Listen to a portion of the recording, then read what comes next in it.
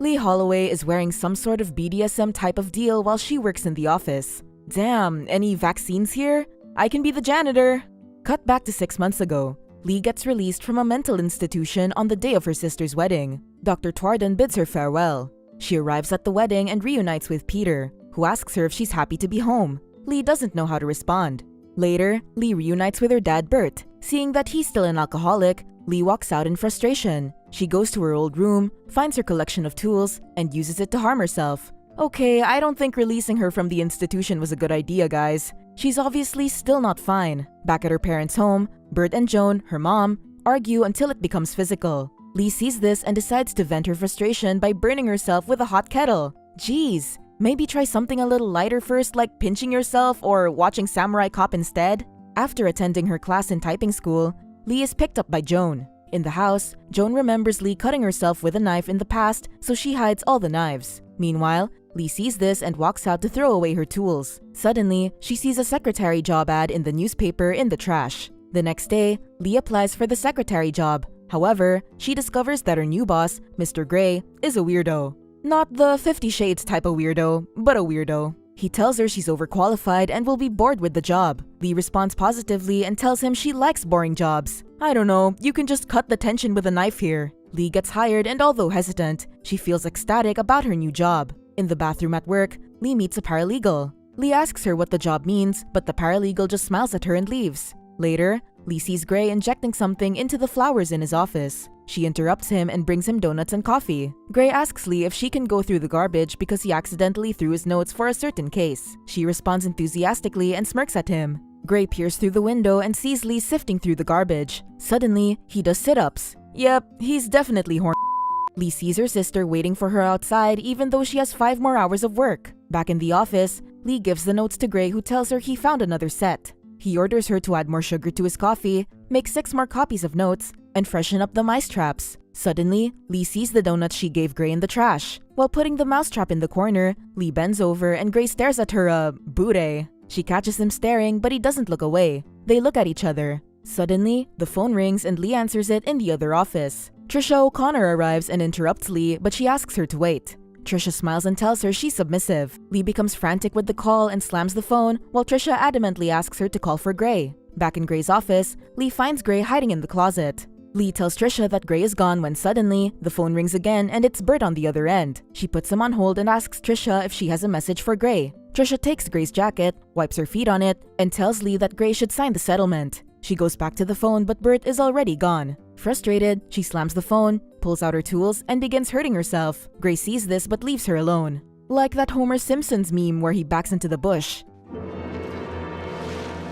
Lee's sister picks her up and tells her that Peter called. Later, Peter and Lee are eating while waiting for their laundry. Wow, a laundry shop with a cafeteria? How hip is that? Suddenly, Gray enters the establishment and sees Peter and Lee kissing. He goes back to his car frustrated. The next day, he scolds her harshly for misspelling a few words in a letter. After multiple revisions, Lee gives the letter back but Gray just scolds her for her little mannerisms that he deems inappropriate. At Peter's house, Lee talks with Peter's parents but the mom mentions a wedding. This makes Lee uneasy. The next day, Lee gets called into Gray's office where he asks her to rehearse answering the phone. At first, she is shy, but Gray manages to make Lee feel confident. The two laugh. Suddenly, Gray asks her to sit beside him on the couch. Uh-oh, it ain't a casting couch, but it's still a couch. He asks her about Peter, but she becomes giggly. Once she got comfortable, Gray asks Lee about the self-harm and then offers her a hot chocolate. Because Lee can't articulate her feelings, Gray creates an explanation about self-harm that she agrees with. Gray sternly tells her that she won't cut herself anymore. Lee finds this strangely comforting. Gray asks her to leave work early and take a nice walk home without her mom. Suddenly, he pulls out a camera and takes a picture of Lee smiling. Oh, so that's the end of that scene? Nothing else? While walking home, Lee feels freer. She feels as if Gray is with her. The next day, Lee didn't bring her tools but she made a typo again. Gray reprimands her harshly as usual. She starts sniffling which annoys Gray, so he asks her to come to his office and bring the letter. Once in the office, Gray sternly asks her to put the letter on the desk and read it up close. He asks her to bend over while doing this. Once Lee starts reading, Gray comes in with a classic "I'm your daddy" move by spanking her badonkadonk. Confused, she looks back at him, but he orders her to continue reading. While Lee reads, he continues to smack that booty. Once she is done reading, he orders her to read the letter again. This time, he smacks her left and right, and it's kinda weird now. They both breathe heavily after that spanking session, but Gray just sits down. Dazed, Lee exits the office. Later, she checks her cheeks, which are now bruised. Afterward, she gives Gray a revised letter which he acknowledges. Lee becomes happy about this. Later at home, Lee tells her mom that she doesn't have to lock the knives anymore. Joan feels happy about this, so all that spanking wasn't all for nothing then.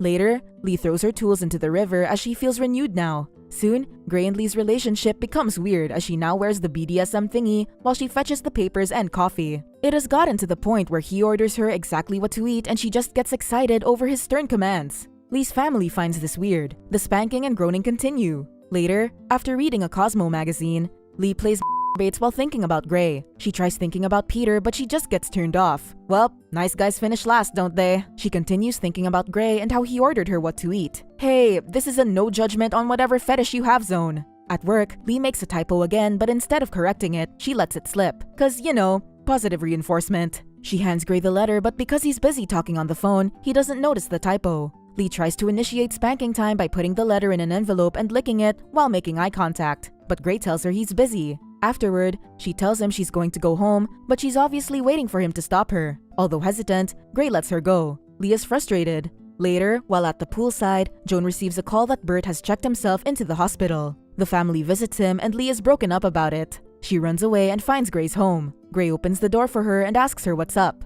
Lee tearfully struggles to articulate her feelings, so she comes up with an excuse. Gray closes the door on her. Well, that's Mr. Smackologist, so you can't really expect empathy from him. Heartbroken, Lee leaves. Later, the spanking stops and Lee wonders why Gray starts to treat her like a regular secretary. Lee tries to initiate conversation, but he just shuts her down. She becomes increasingly frustrated. Later at home, she tries to replicate the spanking, but it just doesn't feel right. Desperate to get his attention again, Lee picks up a worm and places it inside a letter. Meanwhile, Gray peeps at her, suppressing his own desires. At Peter's house, while Lee and Peter are making out, she bends over, but Peter misunderstands this as her initiating.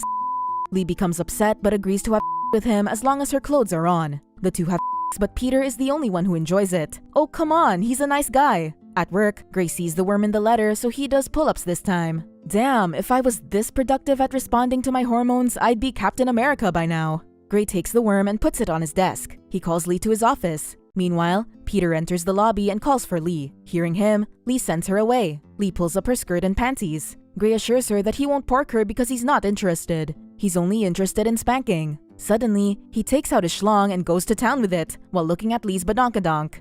Never in my life did I think I'd say those exact words in that order. He goes back to his desk without spanking her. He tells her to do the usual work stuff and asks her to fetch lunch as if nothing happened. Lee feels confused and sad. In the bathroom, Lee while calling Gray's name. The paralegal in the other stall overhears her. Meanwhile, Gray becomes unstable and throws away the framed letters with typos in them. Later, while fetching lunch, Lee listens to an instructional tape on how to come out as a dominant or submissive. I mean, hooray! At least she knows herself. Gray finds his collection of pictures of his secretaries and burns them outside. Back inside, he attempts to type a letter of apology to Lee, but he shreds them immediately. Lee arrives and Gray asks her to come to the office and bring her typing scores. Lee asks what happened, but Gray goes through the questions he asked when they first met. Gray tells Lee that he likes her, but he isn't going to offer her the job. He fires Lee, who immediately becomes emotional and cries. He tells her she's fired again, but this time, she slaps him. The two argue and suddenly, they pause. Gray leans in, almost kissing Lee. He stops and asks her to leave or else he won't be able to stop himself. Lee approaches him and he softens, but he pulls an envelope and sternly asks her to get out.